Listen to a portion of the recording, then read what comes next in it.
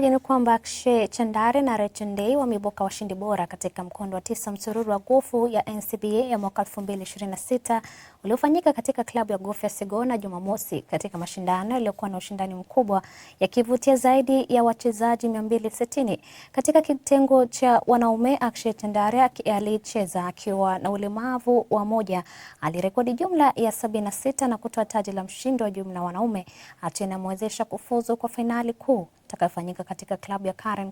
Country. Kwa upande wake wanawake,